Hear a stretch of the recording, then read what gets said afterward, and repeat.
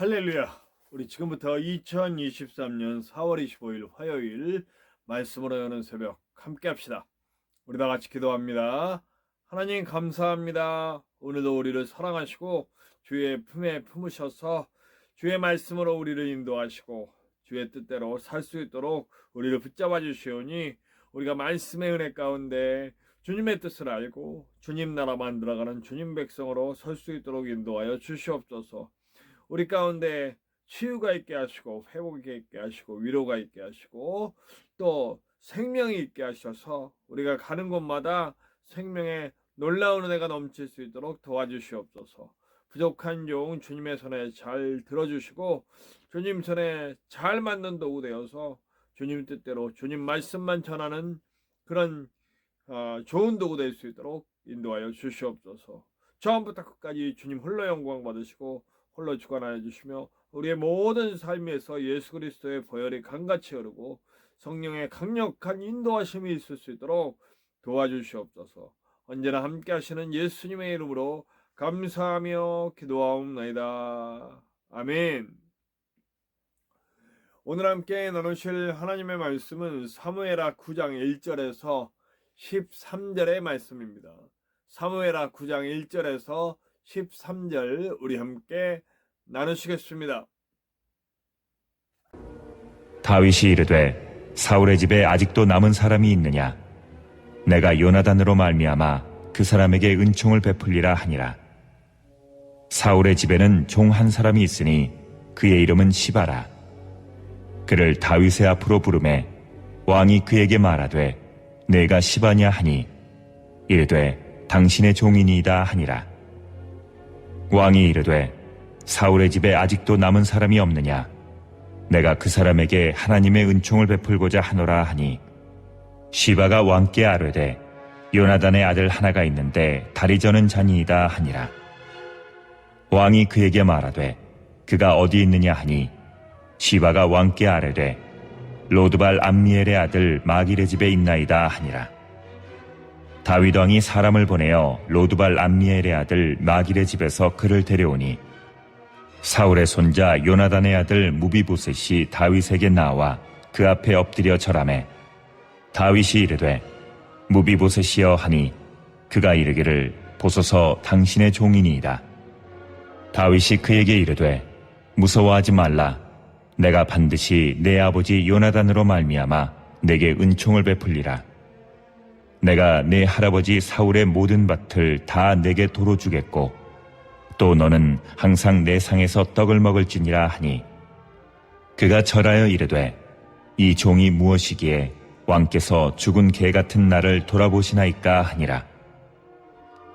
왕이 사울의 시종 시바를 불러 그에게 이르되 사울과 그의 온 집에 속한 것은 내가 다 내 주인의 아들에게 주었노니 너와 내 아들들과 내 종들은 그를 위하여 땅을 갈고 거두어 내 주인의 아들에게 양식을 대주어 먹게 하라.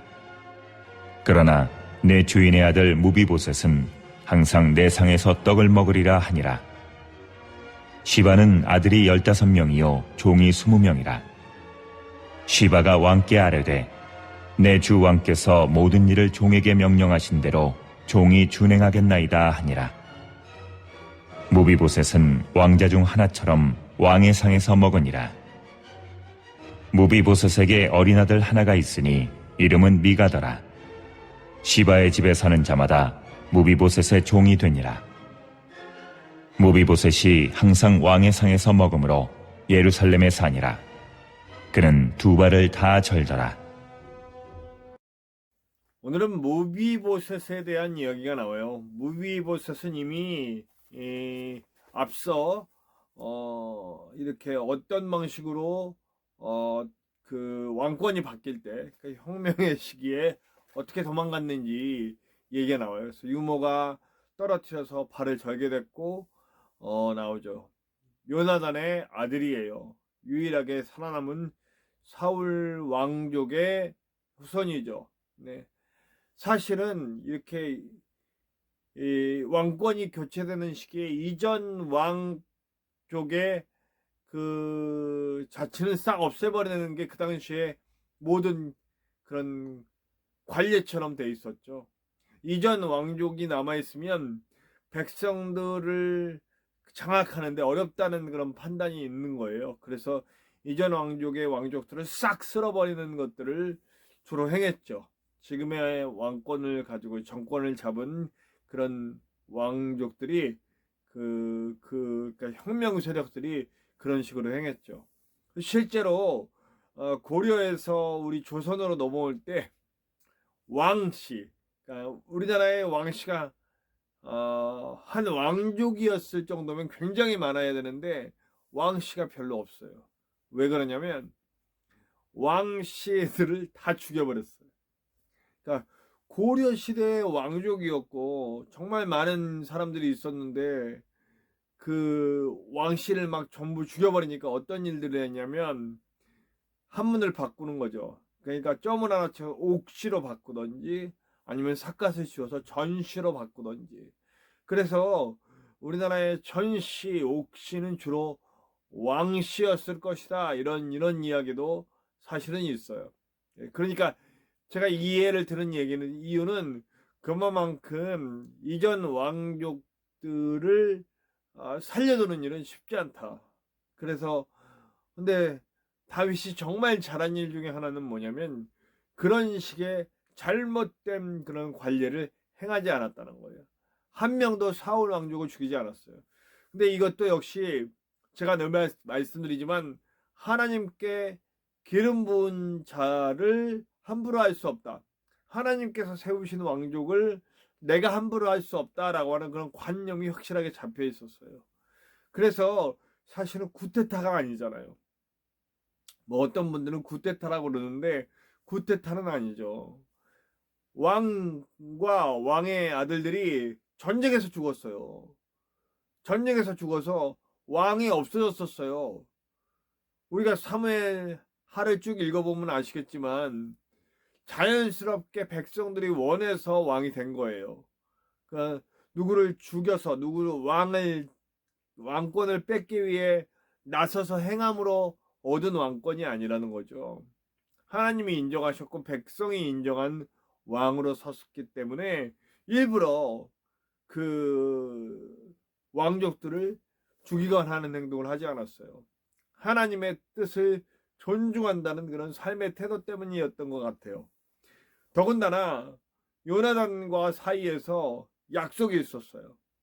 내 집안을 지켜다오라고 하는 그런 약속이 있었죠. 근데 사실 다윗은 요나단에 대한 마음이 너무너무 애틋해요. 정말 끝까지 다윗을 위해 애썼고 다윗을 지켜주려고 했고 다윗의 편에 서줬고 자신에게 자연스럽게 돌아올 왕권마저도 포기할 수 있을 정도의 그런 희생을 보여줬던 요나단의 사랑과 그 과정에서 나눴던 약속들이 있기 때문에 그 약속을 지키기 위해서 오늘 무비보셋을 살려주고 왕족으로서의 지위를 높여주는 모습을 볼 수가 있어요. 무비보셋 입장에서는 어땠을까요? 무비보셋이 다윗에게 왔을 때 이제 죽었구나 하는 거예요. 제가 서두에도 말했듯이 당시에는요 왕권이 바뀌면 이전 왕족들을 싹 몰살시켜버리는, 그렇기 때문에 그게 두렵기도 했고 그래서 도망갔던 거 아니에요. 도망가다가 떨어져서 발을 절기도 하고. 그래서 로드발은요 예루살렘 북쪽인가 아마 그럴 거예요. 그런데 정말 이름도 없는 그런 아주 총구석이에요. 그러니까 일부러 거기를 목적으로 두고 찾아가지 않으면 찾을 수 없는 마을이에요. 정말 깊고 깊은 산골 쪽에 있는 그런 산골 마을 같은 곳이 바로 로드발이에요. 근데 그곳에 숨었어요. 그곳에 숨어있는 무비보셋을 일부러 찾아가서 데리고 왔단 말이에요. 그럼 뭐 이제 죽었구나 하는 거죠. 네. 엎드려 덜덜덜덜 떱니다. 떨 때 다윗이 하는 말은 너무나 놀라운 말이죠. 너는 이제 앞으로 왕족의 지위를 회복할 것이다. 그리고 이전에 사울 왕가가 개인적으로 소유하고 있던 것들을 모두 너에게 도로 줄 것이고, 그 다음에 또 여기서 또 재미난 일이 있어요. 시바라고 하는 사람이 나와요. 시바라고 하는 사람은 사울 집안을 섬기던 사울의 시종이에요. 사실 새로운 왕권에 왔는데 이런 이전 정권을 섬기던 사람들 마저도 사실은 살아남기가 쉽지 않아요. 근데 오늘 다윗이 어떻게 하고 있어요? 시바를 데려다 쓰고 있어요. 시바를 데려, 물론 너는 이제 무비보셋을 섬기는 자로 일해라 라고 하지만 사실은 고용주는 누구예요? 다윗이죠. 그러니까 이것도 사실은 그 당시의 상식으로서는 이해할 수 없는 일이에요. 이전 정권을 섬기던 왕의 시종을 도로 데려다가 자기가 쓴다는 것, 지금 현재의 정권을 잡고 있는 왕이 데려다 쓴다는 것도 참 이것도 있기 쉬운 일은 아니에요. 그렇게 보자면 당시의 어떤 그런 분위기와는 다른 정말 하나님의 사람이었기 때문에 그럴 수 있다라는 생각이 들어요. 네. 물론 제가 다 마음에 드는 거 아니라고 그랬어요. 막 사람 죽여버리고 이런 것들 굉장히 제가 싫어해요. 돈과 힘이 생긴 다음에 하나님 원치 않는 행동들 막 한 거, 그것에 대해서는 절대로 저는 동의할 수가 없어요. 그러나 이런 모습들 완벽하진 않지만 그래도 당시 사람들 사이에서는 굉장히 뛰어난 앞선 모습을 보여주고 있다는 거죠. 이전의 형태, 이전의 관례를 따르지 않고 살리는 쪽으로, 세우는 쪽으로 가고 있다는 거예요. 특별히 오늘 말씀에서는 약속이라는 것이 너무너무 중요합니다. 요나단과의 약속이 있어요. 요나단과의 그 약속을 지키기 위해 무비보셋을 데려온 거거든요. 사실 안 지켜도 됩니다. 당시에 왕권이 바뀌면 이전 무슨 약속이 있건 이런 거 크게 신경 쓰지 않았어요. 그냥 다 전멸시켜버리고 그냥 지금 나의 자리를 지키는 것을 더 1순위로 삼았죠. 그러나 다윗은 그 약속을 잊지 않고 신의를 지키는 사람으로 서 있기 때문에 지금 자신의 당장의 이익보다는 약속을 더 중요시 여기기 때문에 무비보셋을 복권시키고 또 종을 붙여주고 땅을 돌려주고 함께 왕의 자리에서 먹는 왕자로서의 위치를 차지할 수 있게 해주는 거죠. 이제 나중에 또 이 얘기를 하겠지만 무비보셋이 나중에 배신해요. 그 배신하는 이야기 너무 많이 하면 스포일러가 되니까 나중에 다윗이 위기에 처했을 때 배신해요. 근데 다시 그 배신한 무비보셋을 어떻게 할까요? 죽일까요? 너 내가 이렇게까지 해줬는데 근데 아무 말 없이 다시 왕의 식사 자리에 앉혀요. 왜 그럴까요? 약속 때문에 그래요. 요나단과의 약속 때문에 그렇습니다. 기독교인은 정말 신의가 있는 사람이어야 할 것 같아요.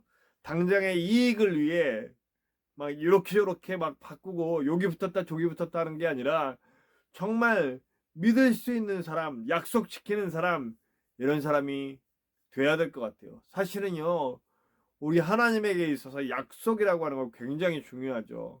우리 하나님은 한 번 했던 약속을 절대 어기지 않으시는 분, 그리고 그 약속을 지키기 위해 이 땅에 오셔서 자신의 목숨을 내어주시는 분, 그런 분이에요.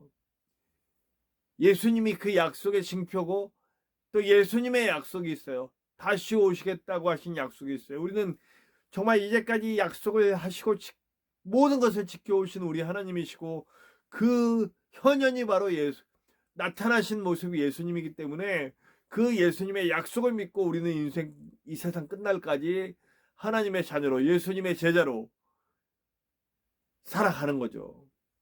그러면 우리도 그 닮은 모습으로 살아가는 거예요.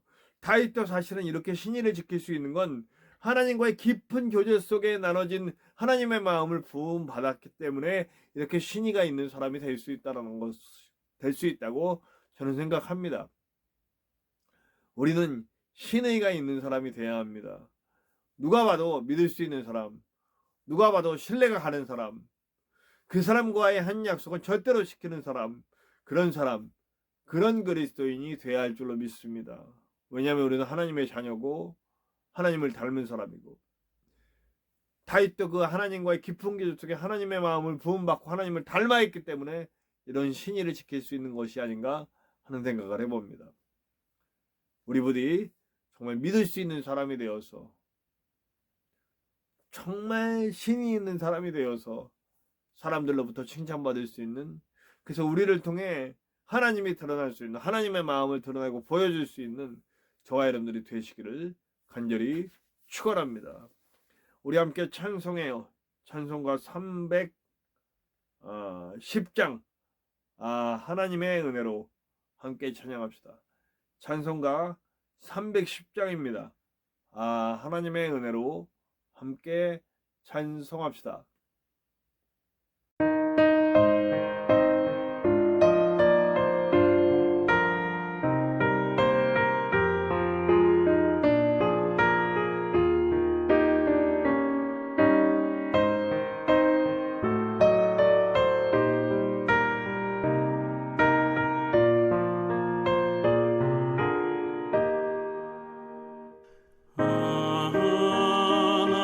하나님의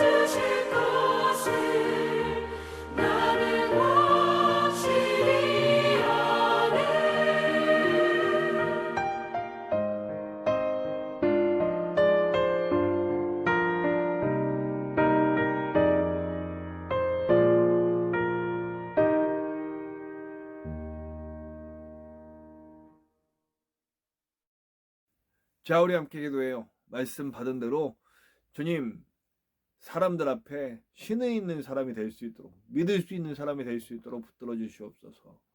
눈앞에 이게 왔다 갔다 하는 사람이 아니라 정말 하나님의 마음으로, 사랑하는 마음으로 지키고 세우는 사람이 될 수 있도록 도와주시옵소서. 함께 기도합시다.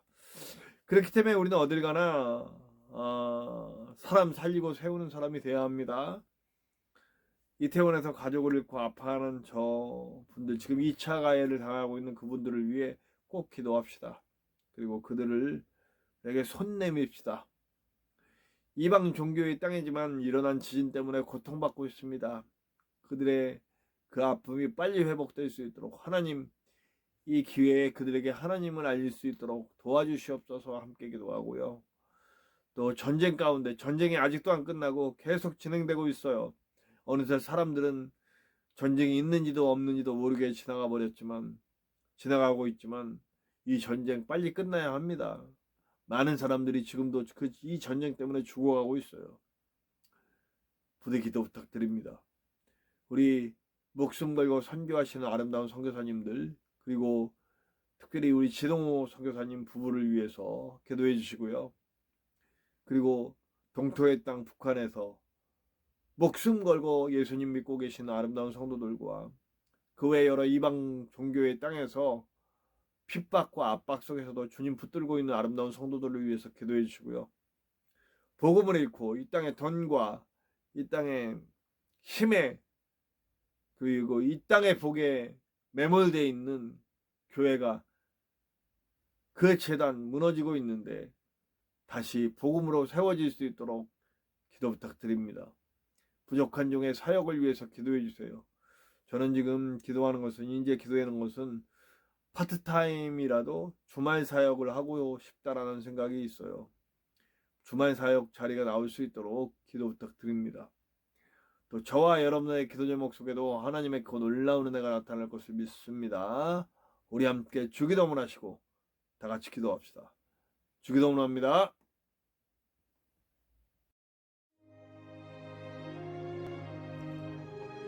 하늘에 계신 우리 아버지, 아버지의 이름을 거룩하게 하시며 아버지의 나라가 오게 하시며 아버지의 뜻이 하늘에서와 같이 땅에서도 이루어지게 하소서. 오늘 우리에게 일용할 양식을 주시고 우리가 우리에게 잘못한 사람을 용서하여 준 것 같이 우리 죄를 용서하여 주시고 우리를 시험에 빠지지 않게 하시고 악에서 구하소서. 나라와 권능과 영광이 영원히 아버지의 것입니다. 아멘.